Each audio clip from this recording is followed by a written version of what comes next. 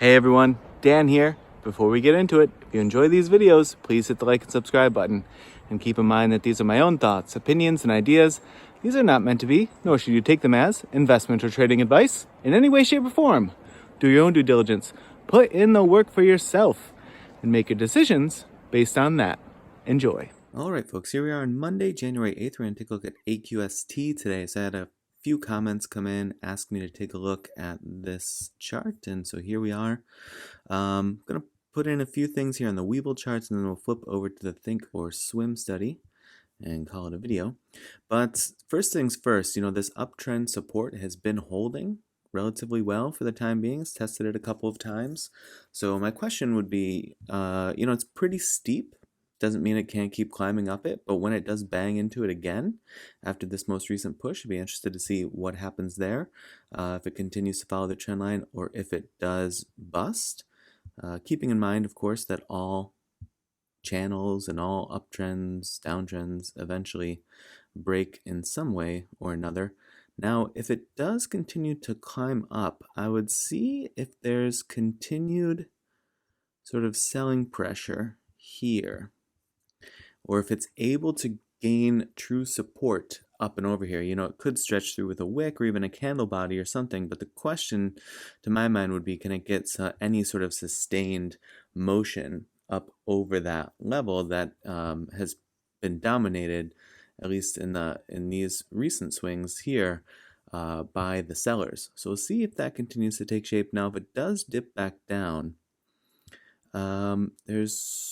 this may be a buy area here right around like 230, 229, 230, but if it does dip below that, what I would look for, if I'm a bull and hoping that it's sort of not going back to the bears, I would look for it to catch some buying power, aka some support, right in this area here.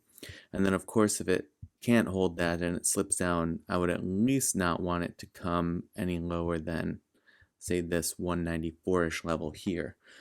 If I'm an AQST bull, those are the levels that I would keep an eye on. Can it get any motion over this, or do sellers continue to prevail at this level? If it comes down, do buyers start to step in this area, or does it sort of capitulate a bit further? And if so, can it get support at like 194? And all that sort of, under the umbrella, if you will, of this uptrend support as well, and wondering sort of, if it kind of moves sideways and hits it, or if it comes down hard and bangs into it, what does it do? Does it continue to uphold that trend line or not? And if it does, break above here or break below here, and folks are interested, I'd be happy to come in and put in some additional levels. So this is a little bit different of a setup than I would typically put in these videos for the Weeble chart, but those are just sort of the areas as it's seeming to sort of want to swing wildly. Sometimes I get more prone to put in sort of these boxes like that. Now on the Think or Swim side of things, we're stretched up out of the channel, as is probably not super surprising, but if you look at sort of the larger story here, we could back up all the way back here. You see there was a trigger and fire on the TTM squeeze indicator. That pushed the stock price up and out, and then it was riding the wave back up and out, and then hit the mid-range of the channel, and that test really spiked it, and it came down and kept testing the mid-range, and until it relented, it was continuing to try to hold those gains and push off. Now we have the trigger and fire here, sort of the fire continuing to play out this motion up here, and then we had a very brief trigger and fire. So I don't know if that will amount to anything, or if that is actually sort of setting off this move here. It's just a 2-candle trigger and now fire. So my question here on the Think or Swim side of things, as we look at the channel and the wave cloud and whatnot, is it able to sustain price action up out of the channel like it did here, for several days? And if so, at what point does it sort of re-engage with the channel? And when it does re-engage with the channel, that's always the question of what does it do, right? Does it do this where it was up out of the channel, came in, and then it held support on the wave cloud? That often means, or it can mean, that there's additional bullish pressure bullish momentum that needs to be exhausted before it's going to come in and actually test the mid-range of the channel. And that's what we saw here, right? Support on the wave cloud, climbed quite a bit further out of the channel as well.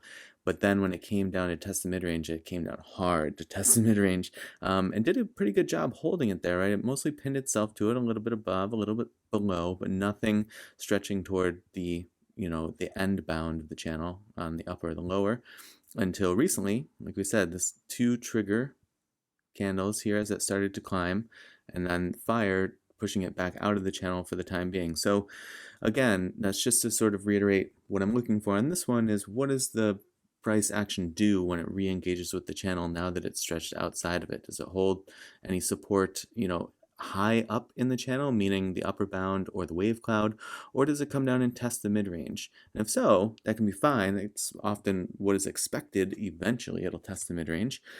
But when it does that, what does it do? Again, does it sort of pin itself to it like we saw here? Gives it an opportunity for another push? Or does it do sort of what we saw back here, where it doesn't really wrestle with it very much at all? It just sort of makes its way through it, sort of reconfirms on this candle and this candle the resistance point, and then starts to just play between the lower half of the channel and the mid-range, of course then resulting in a drawdown in the price.